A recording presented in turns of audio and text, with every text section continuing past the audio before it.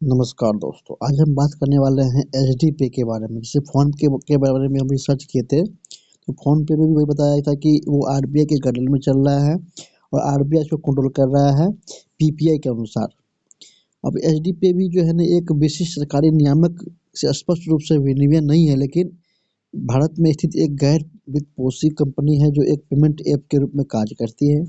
Payment से संबंधित संचालन के लिए यह रिजर्व बैंक ऑफ इंडिया यानी कि आरबीआई के दिशा निर्देश को नियमित नियमों के तहत आने की संभावना है। मतलब वो आ ही चुका है, क्योंकि ये जो भी लिखा हुआ एचडी पे का, जब एचडी पे लॉन्च हुआ था उस समय ही ये अपडेट लिखा हुआ, लेकिन अभी जो नया नया अपडेट आया हुआ है तो इसमें जो है बहुत सारे ऐसे जो अपडेट है वो आया हुआ है, तो आरबीआई को पूरी तरह से पालन कर रहे हैं।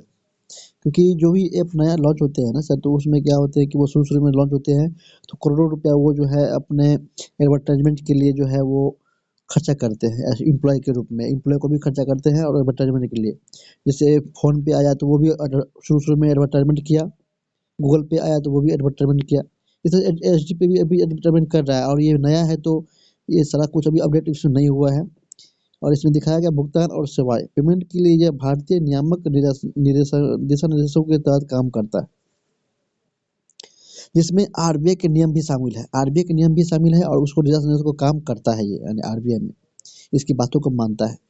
कंपनी की प्रोफाइल यह है, एचडीपी एक गैर वित्तपोषी कंपनी है जो 2022 में ही स्थापित हुई थी। मतलब जो कंपनी 2022 में ही स्थापित हो चुकी थी, उसको मार्केट में पूरी तरह से पब्लिक होने में अभी 2 साल लग गया है और भी पब्लिक होगा वो। इसका मुख्यालय जो है मेहसाना भारत में है, मतलब गुजरात में है। डेटा का सुरक्षा है अगर कहा जाए तो कंपनी के अनुसार जो है व्यक्तिगत डेटा सुरक्षा पर जो है ध्यान केंद्रित करते हुए एक सुरक्षित प्रणाली का उपयोग करते हैं। मतलब बहुत ही सुरक्षित है और किसी भी आदमी का डेटा ये है, मतलब गलत तरह का यूज नहीं करता है।